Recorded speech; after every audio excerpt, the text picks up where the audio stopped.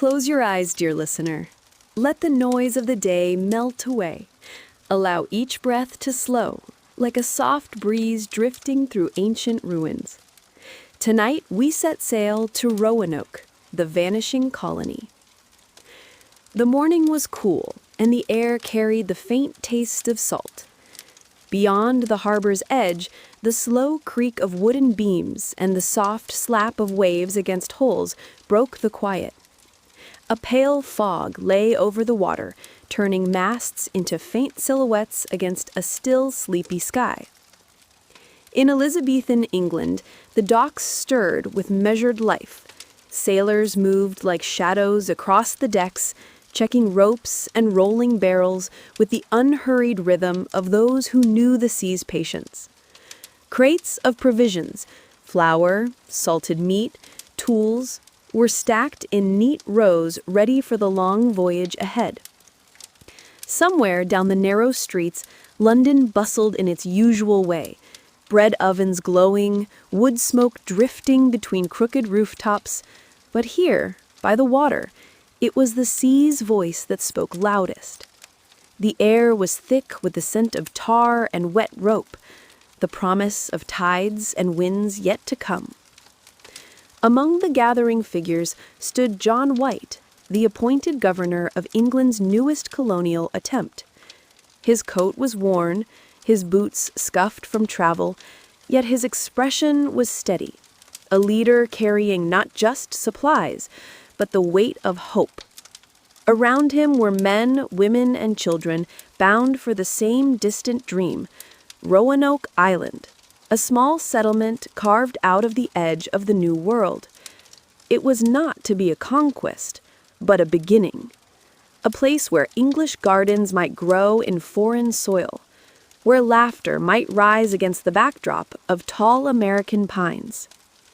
The ship moored beside the dock shifted slightly, its timbers groaning as if restless to leave. The tide was turning.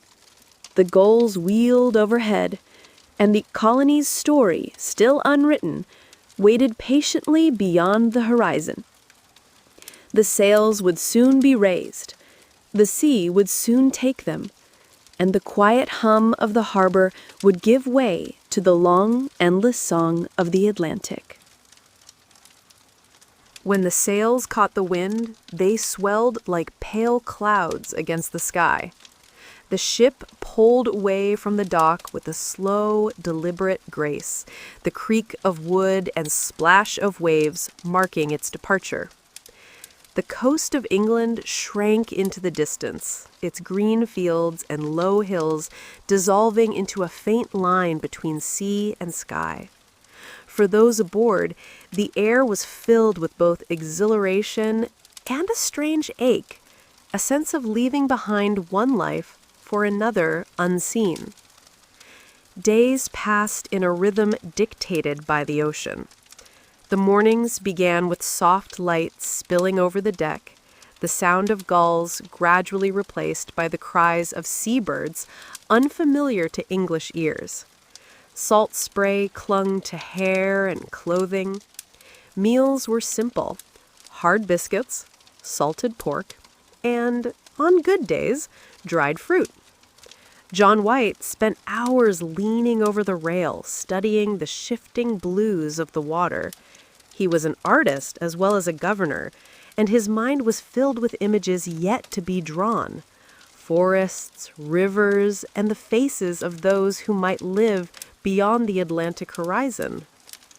At night, the ship's lanterns glowed like tiny stars against the vast black sea. The passengers would gather quietly, telling stories in hushed voices, tales of strange animals, of golden cities, of lands where the air was always warm. Some were hopeful fictions, spun to soothe the mind. Others carried the sharp edge of warning. The sea was kind to them that season. The storms that so often roamed the Atlantic stayed far away, and the waves lifted the ship gently like a cradle, rocking under the sky. And then, after weeks of nothing but water, land appeared. a dark, low line on the horizon. The New World. They sailed through narrow channels where the sea breathed in and out against stretches of pale sand. Beyond the beaches rose forests so dense they seemed almost black in the summer light. The scent of pine and damp earth drifted across the water, mingling with the sharp tang of salt. Roanoke Island lay low against the horizon, a place caught between water and land, between dream and reality.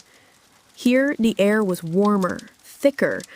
Birds wheeled overhead, their cries sharp and unfamiliar.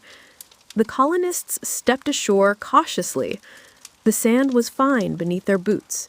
Some knelt, scooping it in their hands, as though to anchor themselves to the strange new place.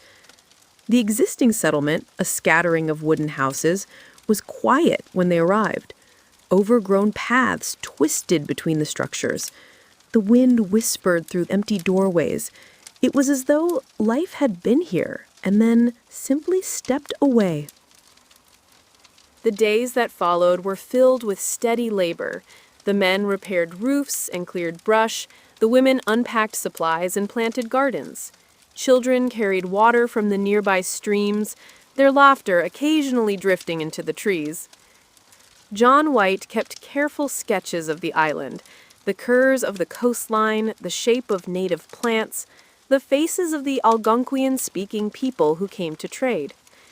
These exchanges were cautious, but not unfriendly. Corn, fish, and game were offered for tools and cloth. The colony was fragile, yet it felt, for a time, as though it might grow. The summer waned. Shadows grew longer in the pine forests, and the wind began to carry the scent of the coming cold. Food stores were thinner than John White had hoped. The rains had been irregular, the harvest uncertain. Trade with the local tribes had grown tense, and misunderstandings, small at first, had begun to take root. It was decided, after much quiet discussion, that White must return to England to secure more supplies and settlers. It was not a choice he welcomed, but it was the one the colony needed. On the morning of his departure, the mist lay thick over the island. The small harbor was still, save for the gentle sway of the waiting boat. Men, women, and children gathered at the shore, their figures pale in the fog. White promised them, softly, steadily, that he would return swiftly. He promised them food, tools, and new hands to help with the work.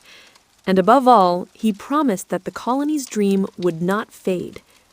The oars dipped into the water. The shoreline began to drift away. Faces blurred in the mist. And soon, Roanoke was only a shadow behind him. The crossing back to England was rougher than the first. Autumn storms swept across the Atlantic, tossing the ship like driftwood.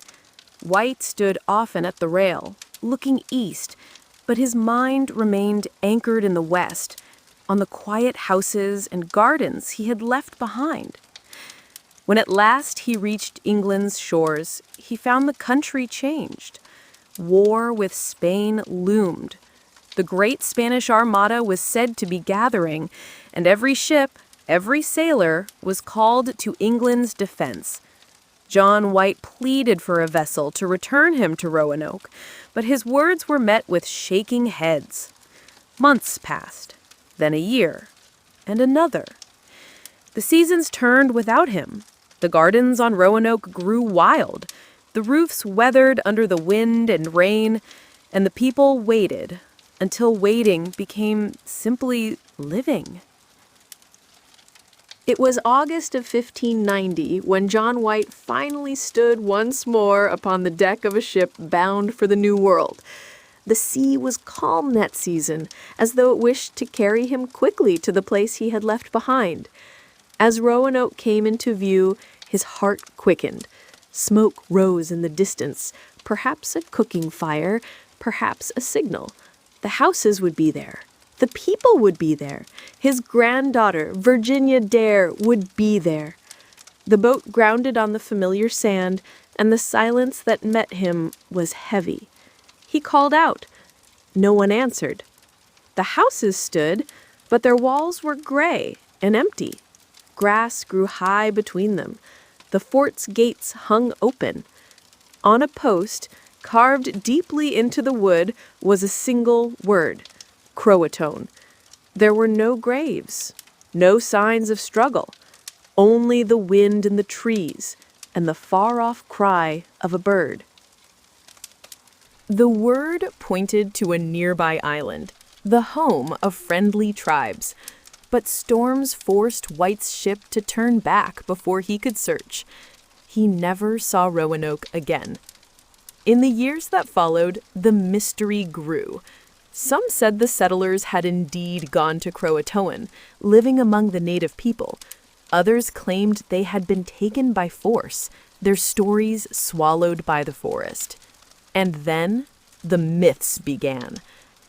Travelers spoke of pale-haired children glimpsed in distant villages. Hunters swore they had heard English prayers carried on the wind.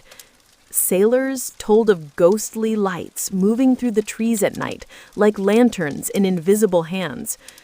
Over time, the truth faded. What remained was a silence deep enough for legends to grow.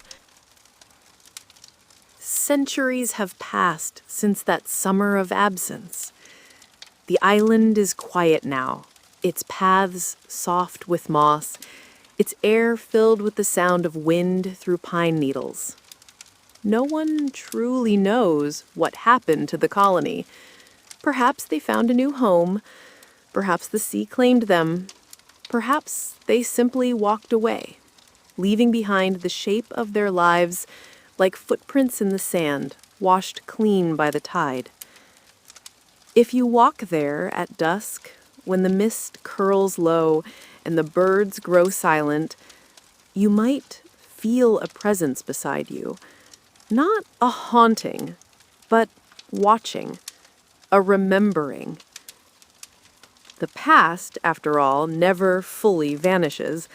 It lingers, gentle as the evening air, waiting for those who will listen. And as the night deepens, the mystery of Roanoke does what it has always done.